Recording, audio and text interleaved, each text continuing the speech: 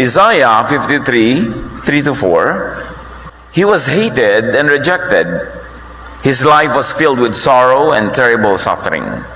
He suffered and endured great pain for us. At pinaniniwalaan ng maraming theologians na tinutukoy na Isaiah dito ay walang iba kundi ang darating na tagapagligtas, ang Panginoong Jesus. Familiar with suffering, therefore he knows how to deliver those who suffer. Jesus knows emotional pain. Sa simula pa lamang, ang dami ng rejection. Ipinaglilihi pa lang siya, may rejection na. Isinilang siya, may rejection. Buong buhay, may rejection. At hanggang nabuhay siya muli, may nangre-reject pa rin. Jesus understands and helps people in their emotional suffering. That's why He is our helper, our Savior. So with God's help, avoid or minimize emotional pain in your life and in the life of others. Now, avoid possibly painful situations. May mga sitwasyon, mga kapatid, na alam natin ang ending painful. Especially, huwag tayong pumasok sa mga sitwasyon na prolonged or permanent ang pain or discomfort. There are things one could do wrong, pero may mga wrong things na ang end pwedeng prison, ang tagal ng pagdurusa mo. Hindi nadadaan sa sorry lang. Merong mga physical prisons, pwedeng dahil sa kapabayaan, magkaroon ka ng disability and you get imprisoned in this body that cannot move. At merong mga roles na pinapasok natin sa buhay na pwede rin maging mga kulungan na pwede magdala ng pain. Halimbawa, profession, hindi talaga yun ang gusto mo, hindi talaga yun ang masarap gawin, ayaw na ayaw mong gawin, pero yun ang napasok mong profession, don't get into it, or when you're into it already, get out of it. May mga roles sa buhay na alam mo habang buhay, pwedeng magkaroon ka ng stress. Halimbawa, nagninang ka. Pasko, tuwing Pasko, taon-taon, may stress ka. Liba na lang, dami-dami mong pera. So, hindi masama mag-refuse. Kabalabalan nyo, ay masama mag-refuse. Sabi lang nila yun. Alam mo, hindi ko pwede yung magninang eh. Ngayon na lang, bibigyan kita ng one-time pakimkim, pero hindi ko maipapangako taon-taon na magiging ninang ako. So, ngayon na lang, huwag mo na akong kuning ninang. Dapat din sumasama mga loob natin. In fact, yung mga pagnininong-ninang, dapat volunteer yan eh. Hindi ka nag-a-assign. Hoy, kunin mo ko ninang. Yun na, masarap kunin. Pero yung pipilitin mo yung mga tao, magpapauso pa tayo ng masama, malas tumanggi. Walang ganon. Malas bang umiiwas. No? Tapos magtatago ka tuwing Pasko. Mahirap yata yung mga ganong klaseng responsibility. Meron kang pinapasok na alam mo painful. Halimbawa, yung mga commitments na alam mo mahirap to pa rin. Mga panata. Nakita niyo na pag-aaral natin sa Bible, may mga panata na pinatay tuloy yung anak niya dahil yun ang kanyang panata. Papatayin ang unang sumalubong, ang unang sumalubong anak. Hindi dapat sabihin mo sa Lord, joke po, sorry. Get out of a difficult commitment. Merong mga relasyon na alam mo magiging secret ka for life. Why get into it? Yung makakaiwas ka, hindi ka pa subong-subo, hindi ka lubog na lubog, tapos magiging other woman ka. Gusto mo bang buong buhay ang Valentine's dinner mo, February 17? Alam mo, mahirap yun. Matagal na paghihirap yun. So, iwasan mong pumasok sa mga ganon. Don't be anybody's secret. Because you will always have to stay in the dark. Mahirap, masakit. Avoid stressful and threatening commitments. Halimbawa, meron kang fear of flying, tapos may nagyayasa yung magbiyahe, umuo ka 3 months from now, pero 3 months kang worry about that 1-hour flight. So, bakit ka papasok sa ganong klaseng mga commitments? And avoid being the hero or martyr. Unless inassign talaga sa iyo ng tadhana, di mo maiwasan, don't volunteer. Bakit ka papasok sa isang sitwasyon na napakahirap? Get out of prisons. Get out of painful situations. Especially relationships that turn you into a prisoner. Get out. You have a life to live. And don't live your life in the shadow of someone as a dark secret. That's not the way to live. Magiging kulang ang kaligayahan mo at marami ka laging misery. Proverbs 6:1-5. Pati yung mga nagagaranti ng utang ng may utang, malaki yan na stress. Malaking prison yan. And I know people who had to sell their property just to pay the utang of someone kasi sila yung nag-guarantee at hindi nagbayad yung nangutang. At akala mo ba, nagkakasalubong sila, ina-acknowledge mo lang yung utang na yun? Wala nga eh. Pero ikaw ang nagbayad. Proverbs 6:1-5. My son, don't make yourself responsible for the debts of others. Don't make such deals with friends or strangers. If you do, your words will trap you. You will be under the power of other people, so you must go and free yourself. Beg them to free you from the debt. Don't wait to rest or sleep. Escape from the trap like a deer running from a hunter. Free yourself like a bird flying from a trap. Kailangan wala kang masyadong maraming ganong commitments.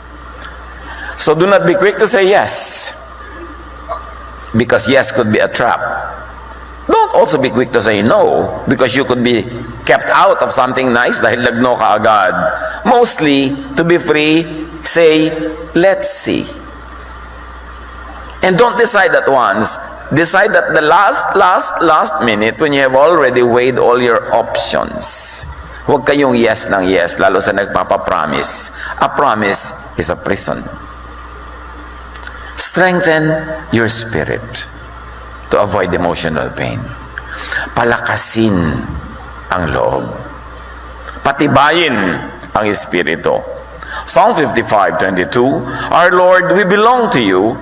We tell you what worries us, and you won't let us fall. So yan ang lagi mong alalahanin. Hindi kahayaan ng Diyos na malugmok. At alalahanin mo lagi kung kanino ka kasali sa Diyos. Psalm 73:26, My body and my mind may fail, but you are my strength and my choice forever.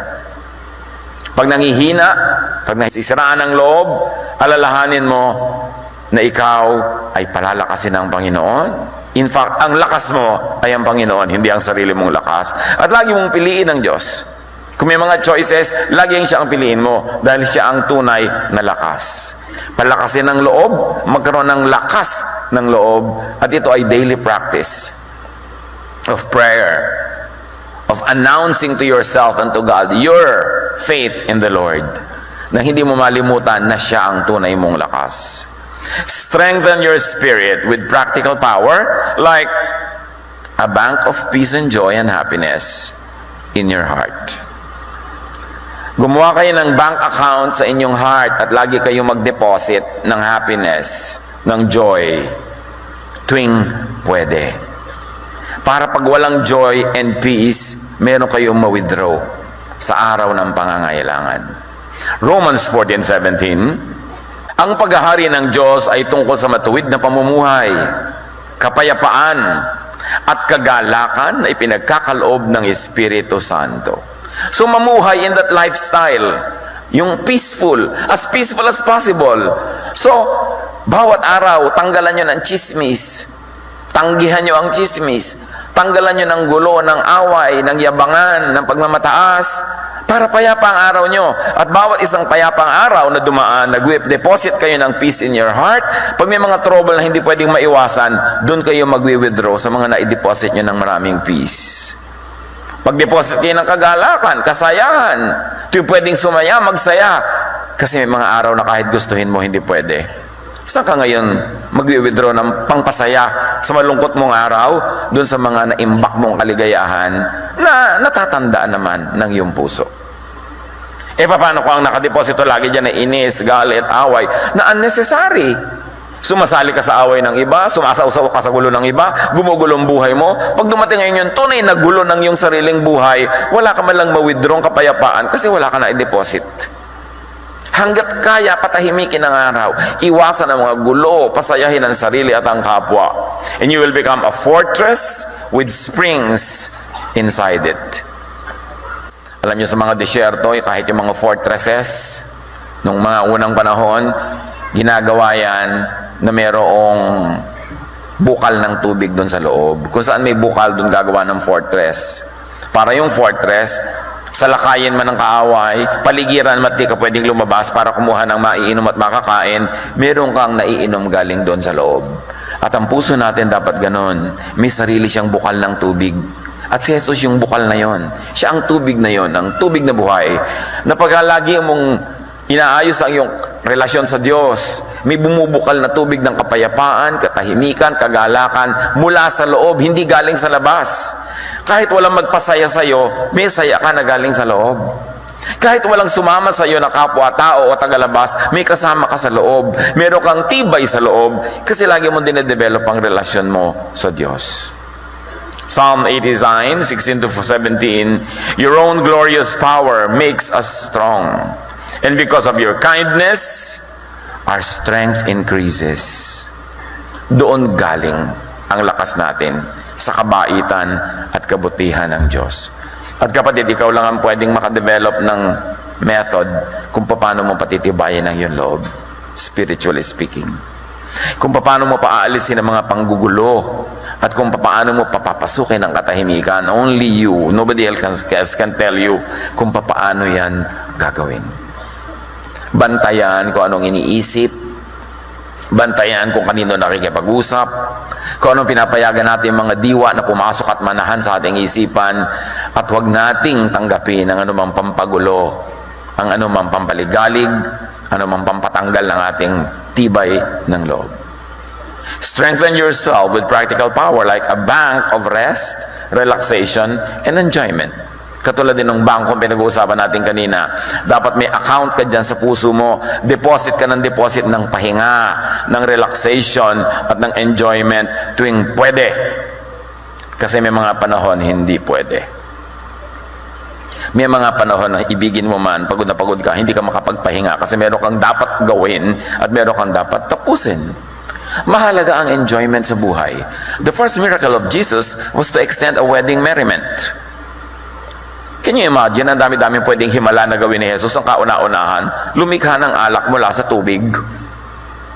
At yon ay dahil yung mga tao hirap na hirap sa buhay, pagod na pagod sa kanilang farming, sa kanilang work, sa kanilang halos magiging slave sila ng elite.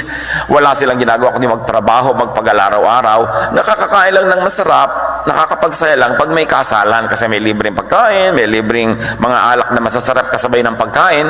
Tapos naubos agad, siguro ganang kalit ang budget. At naawa ang ina ni Jesus, Mother Mary, comes to Jesus and say, wala na silang wine. Hindi uwian na. Balik na naman sila sa kanilang mga hirap na pangaraw-araw. Sa sandali-sandali ang recess nila. And at the end of the day, you know that Jesus created the miracle. Made wine that is superior to the wine that was originally served. Anong result?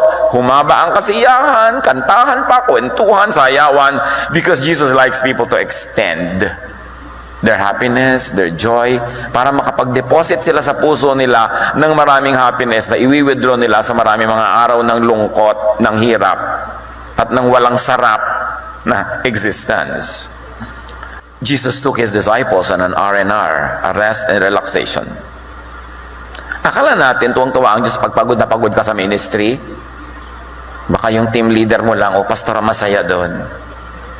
Si Lord hindi. Gusto niya nagpapahinga ka rin kahit ka naglilingkod. Mark 6:31, subalit napakaraming taong dumarating at umaalis at hindi na nila makuhang kumain yung mga disciples. Kaya't sinabi ni Jesus sa mga alagad, magpunta tayo sa di mataong lugar upang makapagpahinga kayo kahit man lang kaunti. Itinakas ni Jesus ang kanyang mga disipulo mula sa napakaraming taong humihingi ng kung ano-anong mga kagalingan, mga prayer, mga ministration, bla bla bla. So niya, hali kayo, magpapahinga kayo. Ganon siya magmahal. Nakita niyo kung gaano ko gusto ni Jesus na tayo mapahinga? Even from the ministry. Yung mga iba naman, di ba, Bible study leader ka, di magutom ka. Di ba, ikaw ang leader ng ating group, di tumawid ka ng baha, mano ngayon kung magkaroon ka ng sakit sa atay. Di ba, pastor ka, nung puyat-puyat, dapat lahat ng lamay puntahan mo. Tao lang yon, hindi ganon si Jesus. Sabi niya, hali kayo, magpahinga kayo. Bawat kasiyahan ay deposito na pwedeng i-withdraw sa panahon ng pangangailangan. So hanggat pwede, hanggat kaya, kung hindi ninanakaw sa iba, magsaya. At magpasaya. That is high religion. Yung magpasaya ka ng kapwa, magbigay ka ng pahinga, daig mo pa doon na nagsermon ng 10 sermon. High religion, sabi sa Bible, is to visit orphans and widows in their distress. Tumulong sa mga nakahapis, sa mga nangangailangan, is the best religion. God is generic. Only religion incorporated is labeled, is sold under prescription, is exclusive. Ang mukha ng Diyos ay maaaring makita sa napakaraming gawa. At ang kanyang universal face is kindness, goodness, especially to the needy, the weak, and the suffering. Walang label ang Diyos. Generic siya. Strengthen yourself with practical power, like people to share life with. So meron ka dapat bank of happiness, bank of rest, at meron kang bank of human resources. Tao. Ecclesiastes 4:9 to 12. 2 people are better than 1. When 2 people work together, they get more work done. If one person falls, the other person can reach out to help.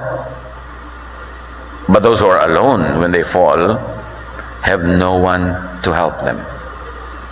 An enemy might be able to defeat one person, but 2 people can stand back to back to defend each other.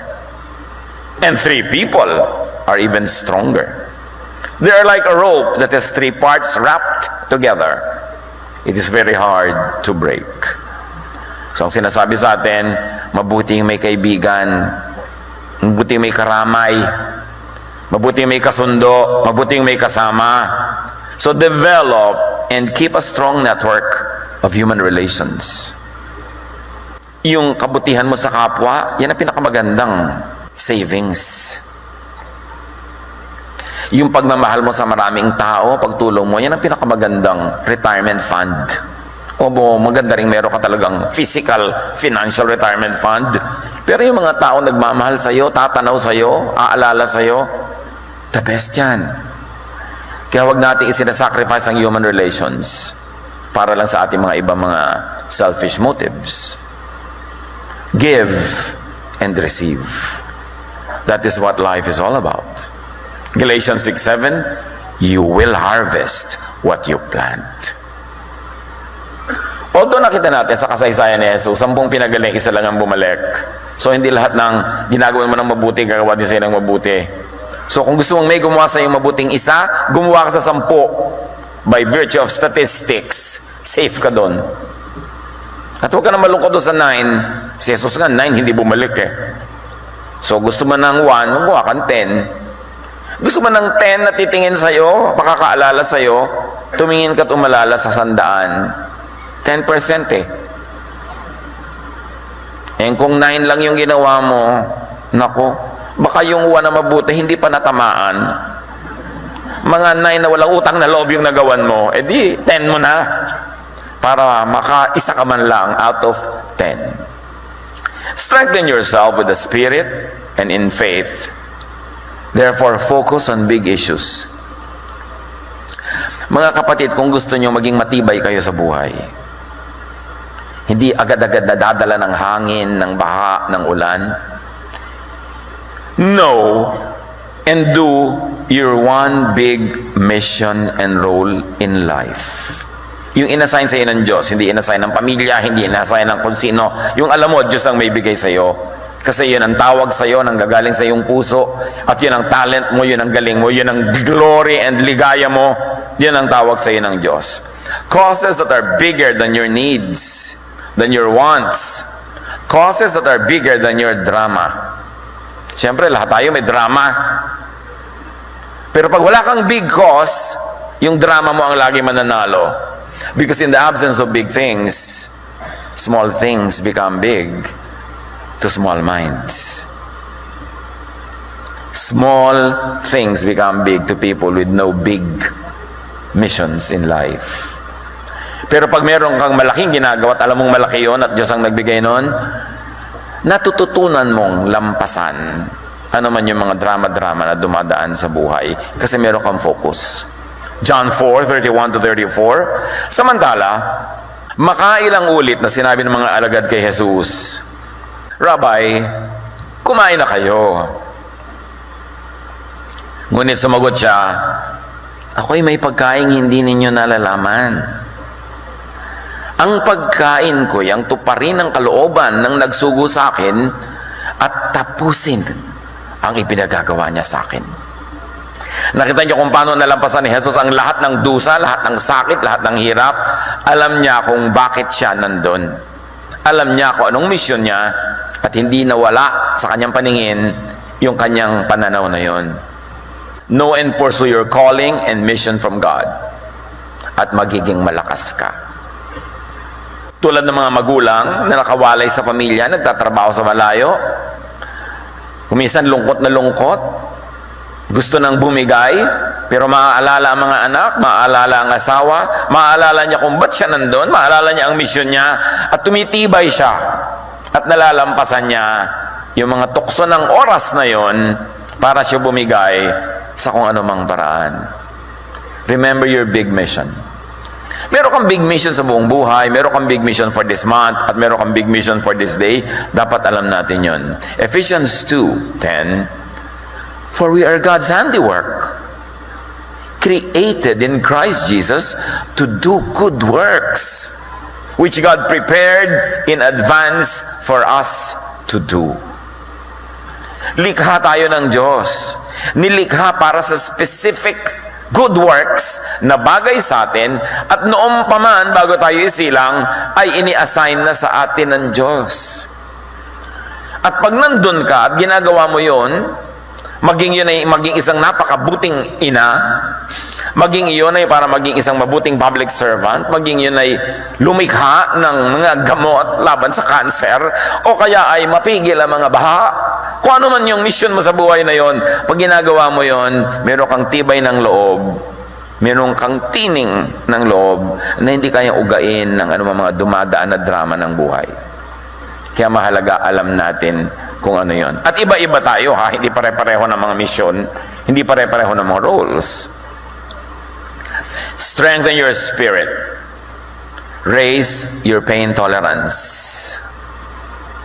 Kailangan hindi madaling masaktan, hindi madaling matumba, hindi madaling dumugo, kapal-kapalan ng balat. Tibay-tibayan ang loob. Practice handling and overcoming pain. Kaya hindi mabuti magpalaki ng bata sa luho, sa saya, kasi mababa ang pain tolerance. Sabi nga ni Balagtas, kahit munting hilahil ay mamalaking dala, dibdib palibasay, di sanay magbata. Pagka hindi ka sanay na maghirap, yung maliit, malaki agad. Ang laki ng problema nung bata kasi walang ketchup. Kasi walang mayonnaise ang sandwich. Aba, pag gano'n ang anak nyo, malaki ang problema nyo. Nay, wala pong palaman ng sandwich. Iipit mong daliri mo, anak. Nang magkaroon ka ng palaman. Hindi lahat ng araw may palaman. Sanayin nyo ng hirap para tumibay. Yung mga batang sobrang lumaki sa malinis na environment, lagi may sakit. Bakit naman yung nagsuswimming sa kanal? Ayaw tabla ng sakit. Pormo, hindi naman bagay na mag-swim sa kanal. Pero may kabaitan ng Diyos sa mga tao, hindi na makaiwas sa dumi. No, merong ibang klaseng natural immunity kasi hindi lang ma-afford ang mga kaartehan sa buhay. Magsanay.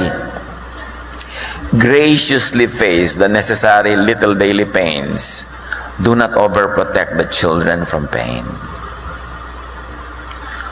Huwag nyo laging sabihin, alam mo, hindi ka lang naging first honor kasi nandaya yung classmate mo. Sabi mo, anak, talagang hindi ka ganong karunong. Tanggapin na natin yan.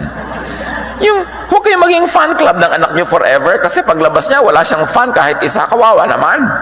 Sanayin nyo. Ganun talaga anak, hindi ka lagi mananalo. Huwag kang magmukmok dyan na natalo ka. Isa lang talaga ang nananalo, 99 talo. At nando ka sa 99, so magdusa ka. Magandang training yun.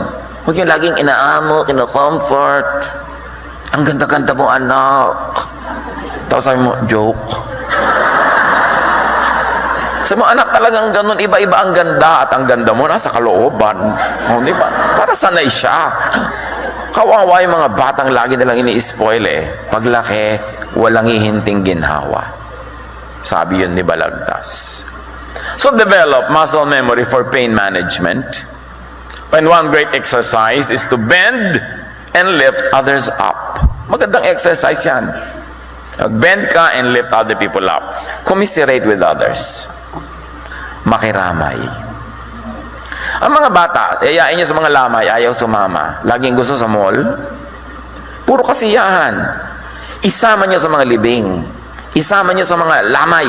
Isama nyo sa mga nakikita nyo yung hirap ng buhay para ma-appreciate niya yung sarap ng buhay. Kailangan hindi natin sila overprotect. Romans 12:15, mourn with those who mourn. Makiramay. Sabi nga ni Solomon, mas mabuting pumunta sa mga lamay kaysa sa mga party. Although of course, may benefit din yung party. Pero huwag puro saya lang. Master the spiritual skill of resting in Jesus. Physically, emotionally, spiritually. Pag nire-reject kayo ng mundo, go to Jesus who accepts you without condition. Pagka hindi kayo pasado sa mga ibang standards, go to Jesus who always gives you a passing mark. Siya ang nagpapasa sa atin eh. Siya ang gumagawa ng lahat. Matthew 11:28, my super favorite verse. If you are tired from carrying heavy burdens, come to me and I'll give you rest. Ano mang burden yan? Huwag lang nating lilimutin. Pag, Pastor, pagod na po ako. Nagpunta ka na ba kay Jesus?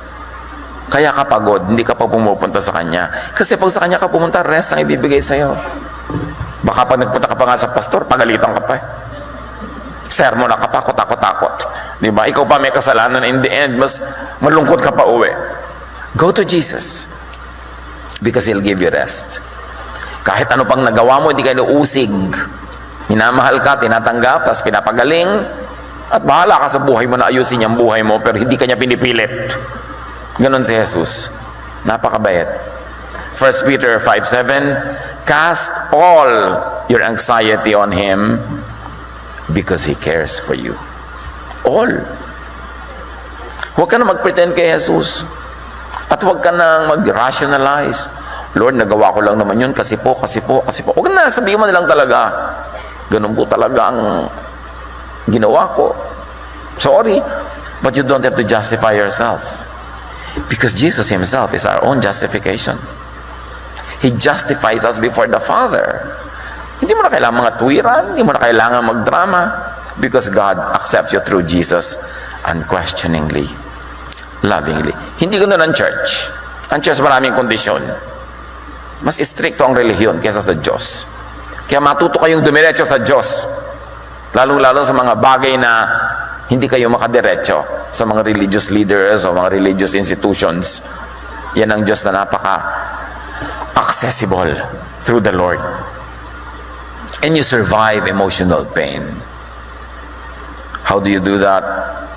Accept your pain when it is there. Don't deny it. Ecclesiastes 7:14, when times are good, be happy. But when times are bad, consider this. God has made one as well as the other.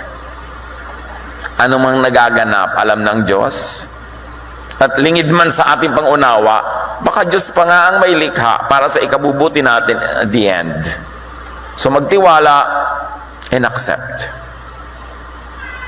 You cannot change and you cannot heal unless you accept the truth first. Yung mga iba, hirap na ayaw pang aminin. O akala ko ba may date ka? Bakit dumating ka agad? Hindi mo na sabihin, hindi ako sinipot. I mean, nagbago isip ko eh. Buwari ka pa dyan. Kaya ka tuloy hihimatayin eh. Ayaw pang aminin na naradya ka. Hindi mo nalang aminin para relax tayo lahat. Diba? Para tayo mapahinga. Para tayo, wala nang image pa. Hindi ka mahal, di wag. Diba? Iniwan ka, di wag. Nag-joint bank account kayo, tapos kinuha niya lahat. Di ganon, naisahan ka. Sorry. Pero huwag ka na magdahilan ng kung ano-ano pa. Kasi dadami lang ang sama ng iyong loob. Lamentations 3:31-33. Mahabagin si Yahweh at hindi niya tayo itatakwil habang panahon.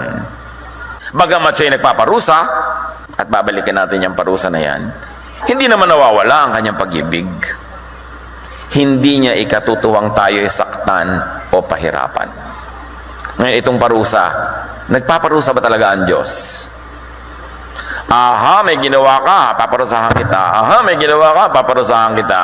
Yung parusa na yan, I believe, is automatic consequence of natural law. Halimbawa, hindi ka natulog, puyat ka, hindi ka kumain ng masarap, mahina ang resistensya mo, nabahingan ka ng kapwa mo, nagkasipon ka, kung sabing pinarusahan ako ng Diyos.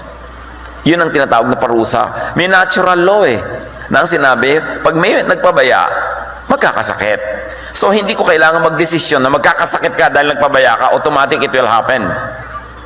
Pag sinabi ng Lord na may gravity, alam niyo ba ang hirap pag walang gravity? Tatalsikan tayo lahat. Pero ikaw, banal na banal, dasal ka ng dasal, natapilo ka, tumama ang iyong ulo sa bato, namatay ka bigla, at mo ay pinarusahan ako ng Diyos, gravity yon. Natural law. Hindi ka nag-iingat sa paglalakad, dadulas ka, whatever it is, nature will take its course. At yun tinatawag na parusa ng Diyos. Hindi siya magde-decide specifically for your case.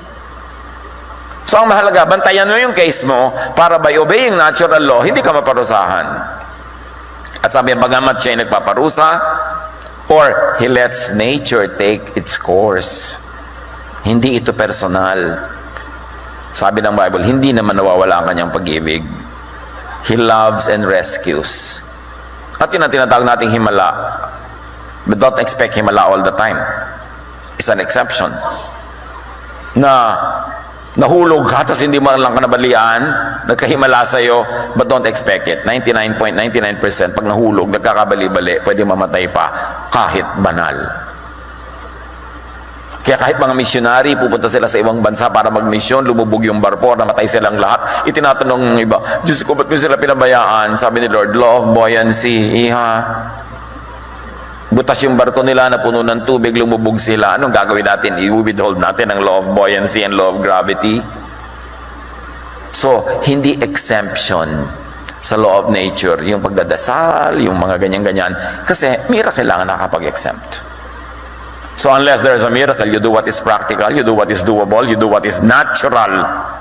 Kasi meron talagang natural causes and natural results of those causes. At yun ang tinatawag na parusa. Gumawa ka ng masama, nang agaw ka ng asawa ng may asawa, nabaril ka ng asawa niya, tinuruan ba ng Diyos na barilin mo yung nangagaw sa asawa mo? No, natural yon kasi nagselos siya, may baril siya, binaril ka, hindi personal yon. Kasi may rinalawag kang batas, may cause, may effect.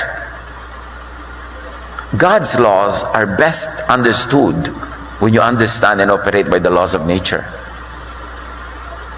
Don't always ask to be exempted from natural law and natural punishment. But in all this, take shelter in Jesus. Psalm 42:11. Why am I discouraged? Why am I restless? I trust you, and I will praise you again because you help me, and you are my God. So dapat positive attitude. Always praise God. Hindi natin naintindihan yung mechanics, but what we know from the Bible is this: when you praise God, things change. When you're always praising God, if the situation around you doesn't change, your heart changes, and therefore, sumasaya ka. Imbes magreklamo, magpuri sa Diyos.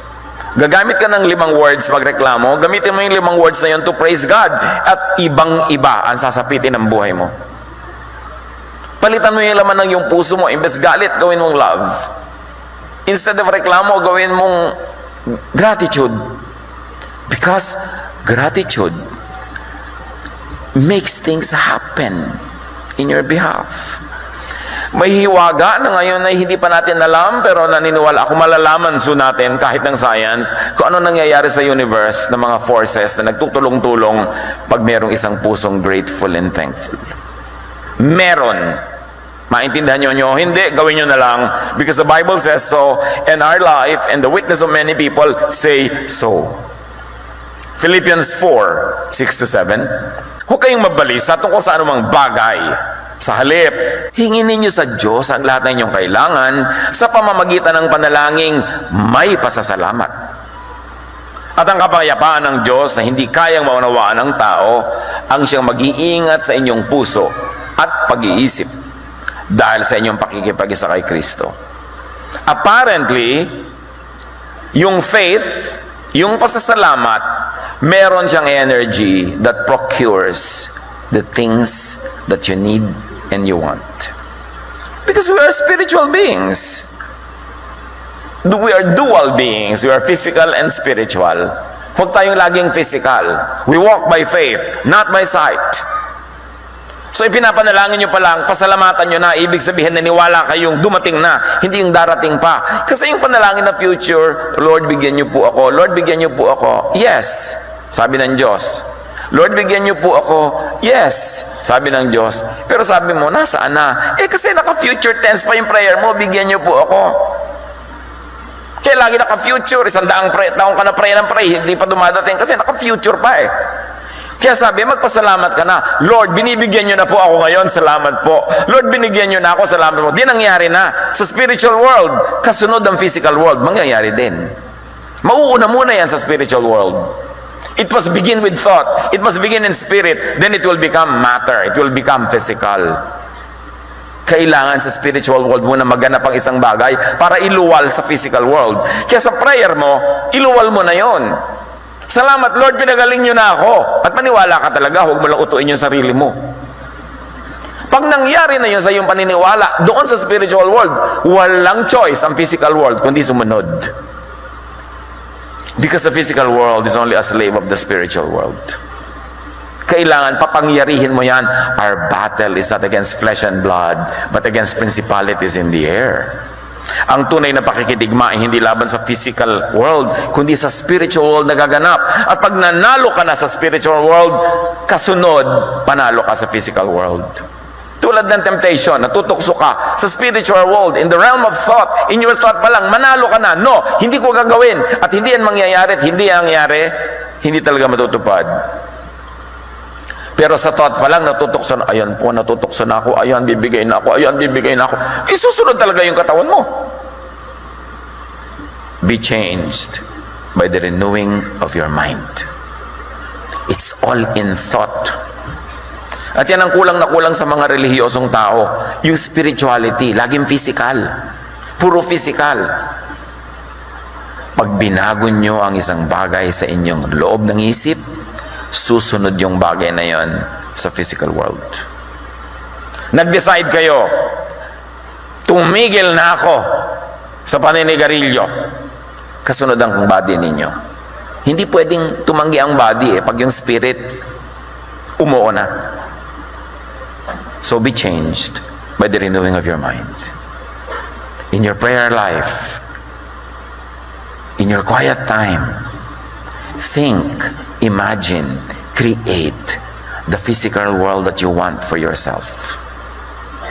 God said, let there be light, and there was light. So nauna yung word, nauna yung salita. Kasi yung salita, idea yun Kaya unahin. Sabi ni Lord, di ba, sa lumpo, tumayo ka. Tumayo. Nadinig niya Sa isip niya, naniwala siya So tumayo ang katawan niya. Pero yung Lord, hindi ko po magagawa, lumpo po ako. Ay, sige, hindi, mahiga ka dyan. Hindi mo pala magagawa Anong gusto mo? Gawin ko para sa'yo? It is our thought. Yun ang power natin, mga kapatid. We were created in God's image. You know what that means? That you are the temple of the living God. You are the temple of the Holy Spirit. You know what that means? That the power of God is within you. Kaya ang sabi ni Jesus, the kingdom of God is not here. It's not there. It's not out there. The kingdom of God is within you. Nasa iyo. Nasa isip mo. Kaya matutunan natin na ang isip na yan ay ituon sa Diyos. Panahanin ng Diyos dyan, siya maghari. Tanggihan ang lahat ng gusto mag-squat. Ang patirahin ang Espiritu ng Diyos, because you are the kingdom of God. At magaganap ang mga dapat maganap. So employ your increased pain tolerance. 2 Corinthians 4:8-9, kabi-kabilaan ng paghihirap sa amin, ngunit hindi kami nalulupig. Kung minsa'y nababagabag, ngunit hindi kami nawawala ng pag-asa. Inuusig kami, ngunit hindi pinababayaan. Napapatumba kami, ngunit hindi kami lubusang na ilulugmok. Ganyan ang nangyayari sa may matibay na pananalig. Nadadapa pero bumabangon agad. Find every available relief and comfort. Whatever you need, God provides around you. Just look. You have to see it. Parang si Hagar, itinapon sila sa disyerto na mag-ina. Uhaw na uhaw sila, pero biglang mayroong bukal ng tubig na dumaloy sa disyerto. You've got to open your eyes and see the blessing of God, because for every need, there's an answer. For every problem, there is a solution.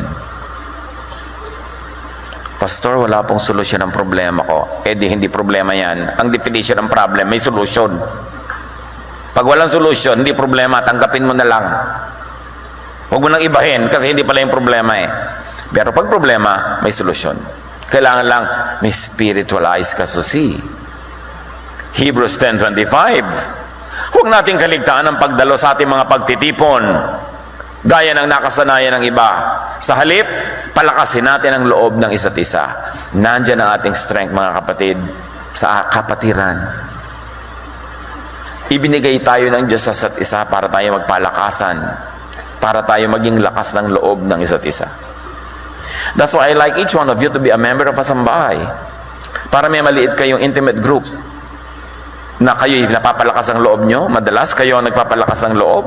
Panapanahon lang ng pangangailangan, panapanahon ng hirap, panapanahon lang ng kanya-kanyang hina at lakas, pero together, laging merong malakas kahit laging merong mahina. Laging merong resources kahit merong nagdarahop. Nagtutulong-tulungan, panapanahon lang. Make your goal to make someone happy every day, to help someone, and to protect the fellowship from people who would like to break it. Kailangan tayo nagtutulong-tulungan. Panapanahon lang. At iba-iba ang mga paraan ng tulong, iba't iba ang paraan ng pagtulong, pero dapat nagtutulong-tulungan. Ganyan tayong mga magkakapatiran. Kaya mahalaga meron kayong small group. I really like you to be a member of a sambahay or a ministry group. Hindi dahil gusto ko kayong maglingkod doon. Gusto ko meron kayong group. Sasaya ako na meron kayong group. Para yung mga magulang na matanda na natutuwa siya pag mga anak niya magkakasundo. Kasi alam niyang magtutulungan sila. Napakahalaga, yun ang kalooban ng Panginoon para sa atin. Find a helper and a healer in time. Alam niyo ba, panahon, time, ay isa nating napakabuting kaibigan na pagagaling niyan lahat sugat. So kung mayroong mga tao ang laki ng problema, ang laki ng sama ng loob, ang lungkot-lungkot, sabihin ko, just survive the day, survive the week, survive the month. Maaring buong buhay mo malungkot ka dahil naunang sumakabilang buhay ang iyong asawa. Pero because of time and because of God's grace, huhupa rin yung lungkot na yan. Mababawasan ng hapdi, mababawasan ang sakit. Lagi sigurong meron dahil talagang mahal mo eh. Pero mababawasan ng malaki. Just survive. Ano man ang sama ng loob mo, ano man ang galit mo, huwag ka lang gagawa ng bagay na dahil sa silakbo ng damdamin, huhupa din yan, mababawasan din yan, just survive. Ecclesiastes 3:1, ang lahat sa mundong ito ay may kanya-kanyang panahon, may kanya-kanyang oras. Just survive the day, the hour, the minute. At pag hirap na hirap, itong sabihin niyo mga kapatid, this too will pass. Lilipas din ito. Kahit gaano kasidhi, kahit gaano kasakit, kakirot, kahapdi, walang forever. kahit pain. Just survive. Para bukas, pag magsasabog na ang Diyos ng bagong pag-asa, ng bagong blessing, you are there to receive it. Be there to receive it. In healing, time is our friend. Isaiah 43:2, kapag dumadaan ka sa malalim na tubig, sasamahan kita. Tumawid ka man sa mga ilog, hindi ka malulunod. Dumaan ka man sa apoy, hindi ka masusunog. Hindi ka matutupok. Yan ang pangako. Panghawakan. Sapagkat hindi kailanman tumatalikod ang Diyos sa kanyang salita. Pag lumuluwag ang ating kapit, doon tayo naaanod. Kumapit ka sa Diyos. Mas hindi ka naniniwala, mas nagdududa, mas nagtatampo pa sa Diyos, mas kumapit ka. Kasi wala ka naman ibang pwedeng kapitan eh. Gusto mo si Satanas? Walang iba. Mas tibayan. Pag nanghihina ka, mas tibayan mo. Kasi ano mangyayari? Pag bumigay ka, humina ka ng humina. Para malunod ka? Kailangan gumawa ka ng paraan. Huwag magdrama. Pastor, ang hinanap ako sa pananampalataya. Eh di tibayan mo. Huwag kang bumigay.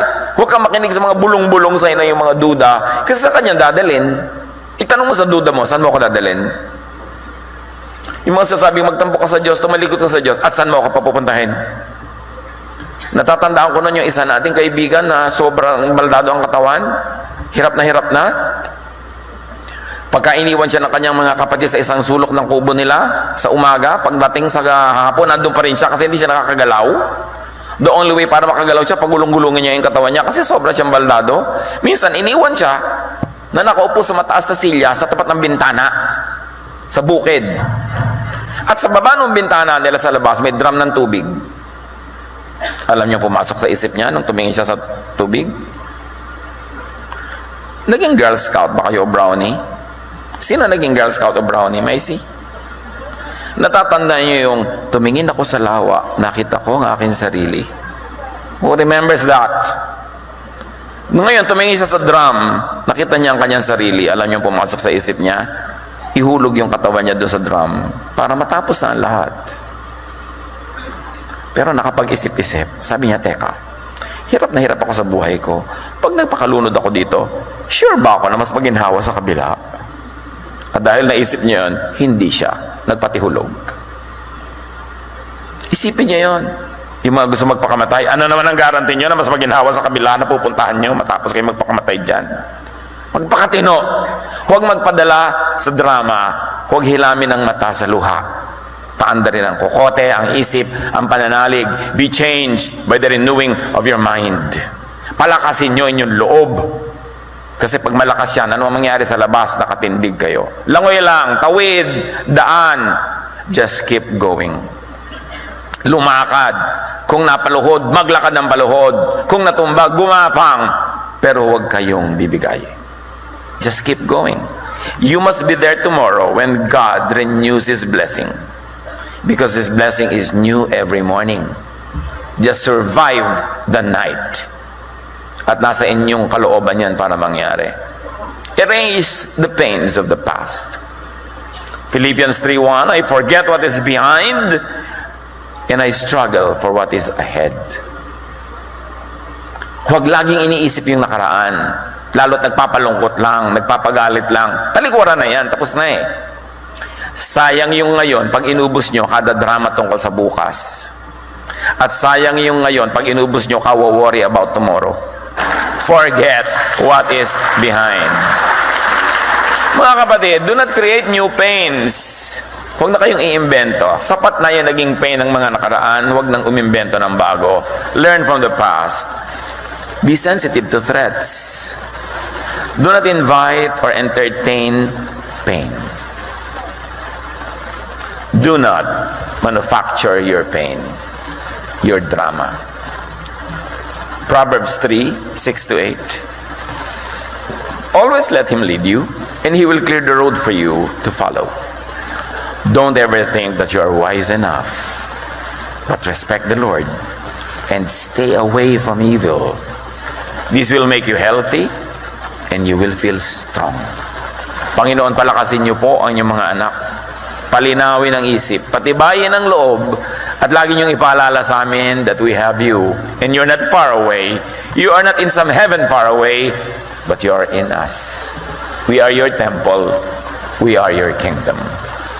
Pagbulay-bulayan natin ito at i-apply agad sa mga drama ng buhay today.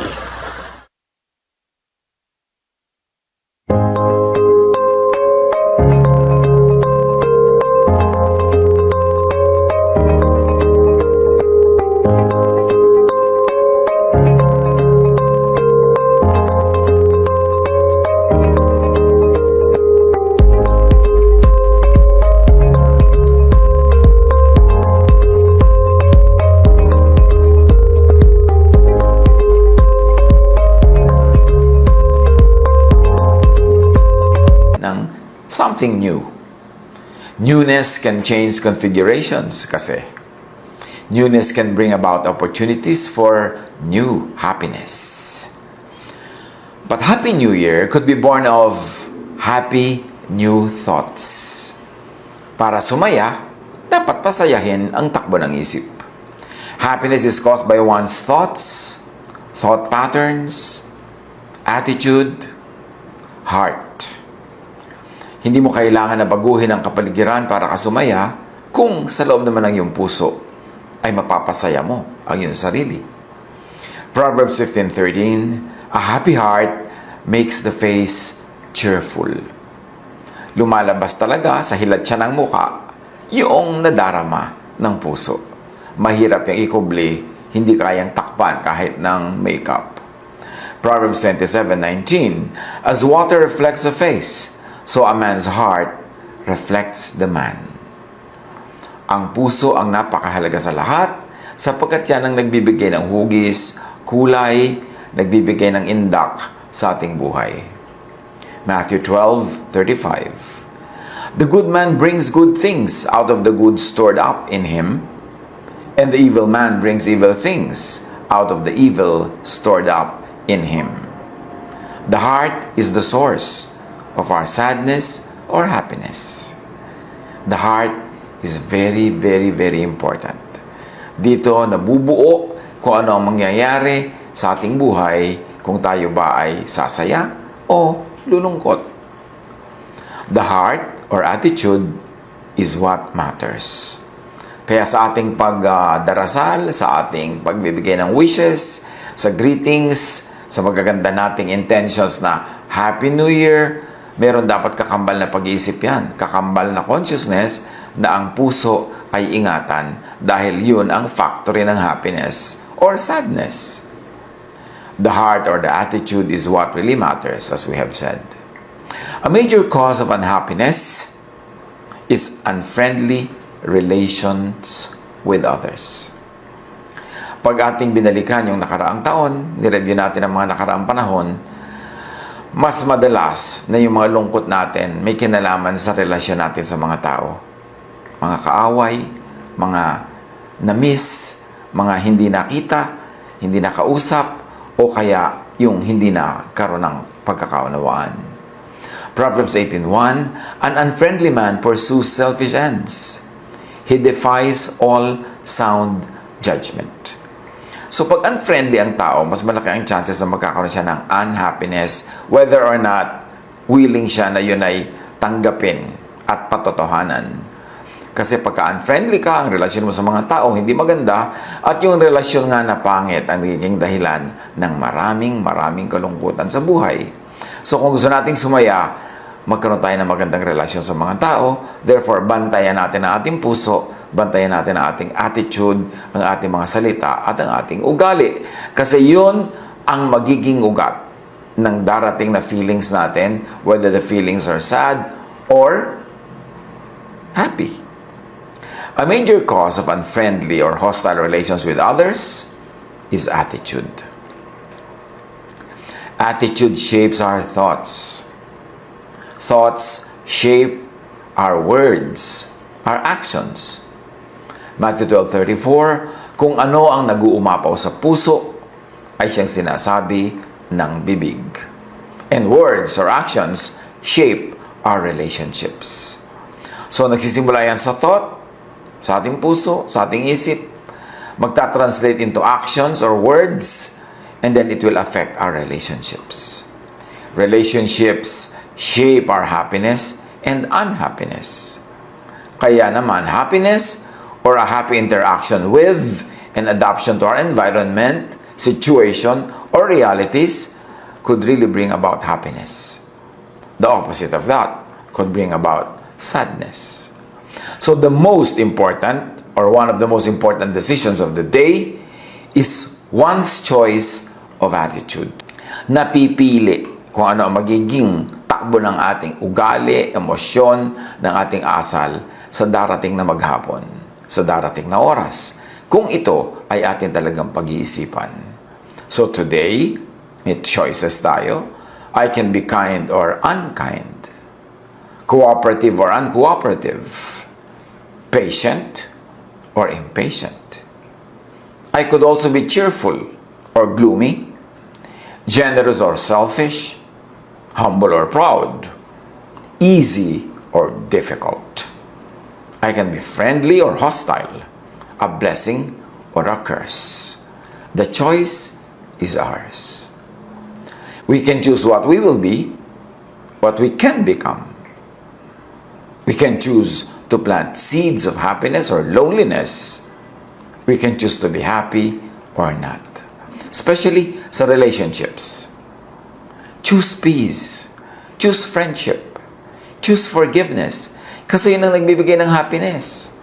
Merong makapagtampo lang, makapagdrama lang, makapagmukmok at makapagdabog lang, makikipag-away, makikipagkasira, magbabagsak ng telepono, magtatapos ng usapan na pangit, hindi maganda, pero ang mga susunod na oras, araw o linggo, bad ang kanyang mood, sad siya, o kaya guilty, o kaya nahihirapan. Why choose that? When we can choose to be friendly, lalo sa ating kamag-anak, kapamilya, mga mahal sa buhay, lalo sa iyong kasintahan o kaibigan, lalo sa iyong mga malalapit sa buhay, pwede ka namang pumili na maging maganda ang relasyon niyo o pangit. May ginawa siyang masama, pwede ka magpatawad o hindi. Nasaktan ka, pwede ka namang magpatawad o hindi. Pwede ka rin manakit din, but choose what will bring about happiness. And all the time, ang nagbibigay ng tunay na kaligayahan at kapayapaan, yung maging friendly ka, maging mapagpatawad ka, kahit pa nga nasaktan ka. Kasi nasaktan ka na, mananakit ka pa rin, makikipag-away ka pa, na doble-doble ang pain. Tapos, kahit naman makipag-away ka, dahil mahalaga rin sa iyo yung tao, kahit mo pa itatwa at itanggihan, kung mahal mo naman, mahal mo talaga, ikaw din na mahirapan. So, why choose to be sad? Halimbawa, hindi kayo magkikita ng ilang araw, ilang linggo o buwan. Bakit ka makikipaghiwalay ng pangit? Bakit ang last usapan niyo magiging pangit? E di kung ilang linggo, ilang buwan na may dala-dala kang bigat sa dibdib. Be wise. Choose happiness instead of sadness. And remember, it's not what life presents to us, but how we respond to it. Kahit ano naman ang dalhin sa iyo ng weather, sunny or rainy, dry or wet, hot or cold, yung pa ring attitude mo ang magsasabi kung ikaw ay magiging masaya o hindi. Kung magiging miserable ka or not. Because the same heat that melts the wax hardens the clay. So yung hindi heat ang point doon. You choose kung ikaw ay magiging wax o magiging clay. Have happy new thoughts. And how do you do that? Have a new mind. Kung yung nakaraang taon, marami tayong naging lungkot. Kung yung nakaraang mga taon, marami tayong naging mga miseries, mga pagdurusa, pag-aalala, pag-iisip. Palitan na natin ang paraan ng ating pag-iisip. Kasi most of the time, nasadlak tayo sa ganong kalagayan because of the way we think. Romans 12:2, do not conform any longer to the pattern of this world, or to the pattern of your mind, but be transformed by the renewing of your mind. So kung tampurista ka, syempre, ang laging dinadala niya sa buhay mo, lungkot. Palitan mo na yan. Alisan mo na at bawasan mo na ang pagtatampo. Kung ikay maramdamin, kung ikay sensitive, medyo tibayan ang loob, medyo kapalan ang muka. Para hindi siyadong laging nasasaktan, laging nagdurusa, lagi tuloy malungkot.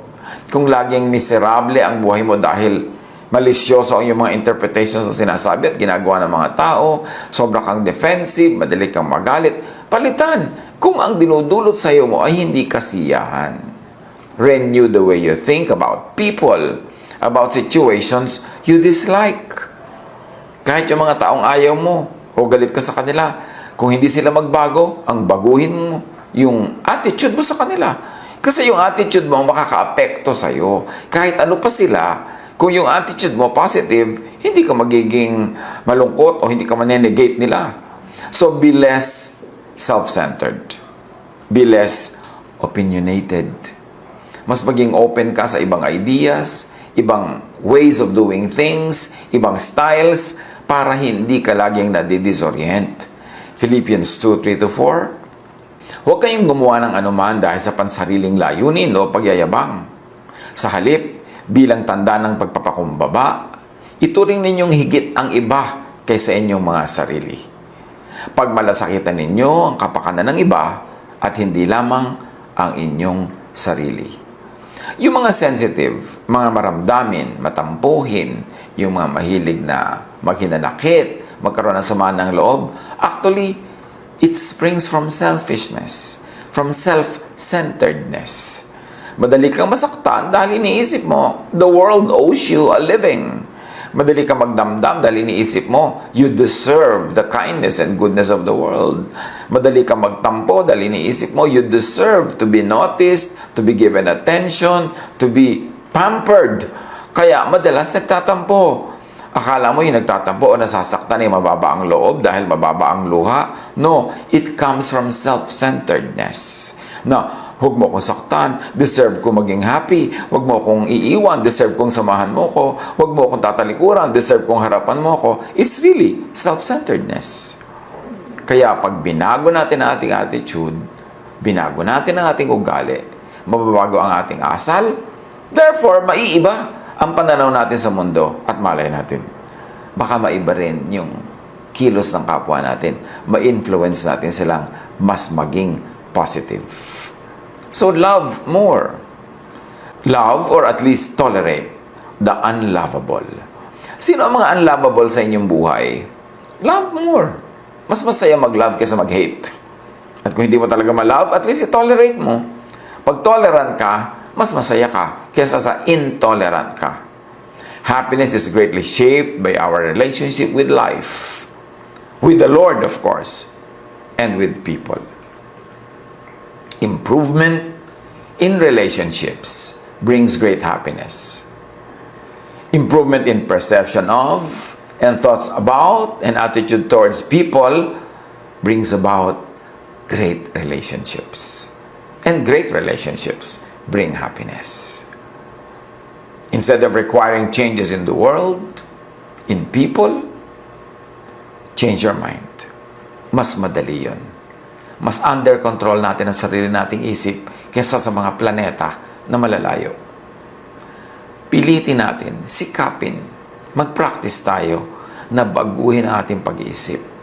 Na huwag masyadong magkagalitin, huwag matatampuhin, huwag magtanim ng mga sama ng loob, huwag madaling ma-offend. So, pag sinabi natin Happy New Year, it really means have happy new thoughts. Have happy new attitudes. Colossians 3:12-14, kaya nga, dahil kayo'y hinirang ng Diyos, minamahal niya at pinili para sa Kanya, dapat kayong maging mahabagin, mabait, mapagkumbaba, mahinahon, at mapagtiis. Magpasensya kayo sa isa't isa. Kung may hinanakit kayo kanino man, magpatawad kayo, gaya ng pagpapatawad sa inyo ng Panginoon. At higit sa lahat, taglayin ninyo ang pagmamahalan na siyang nagbubuklod sa lahat sa ganap na pagkakaisa.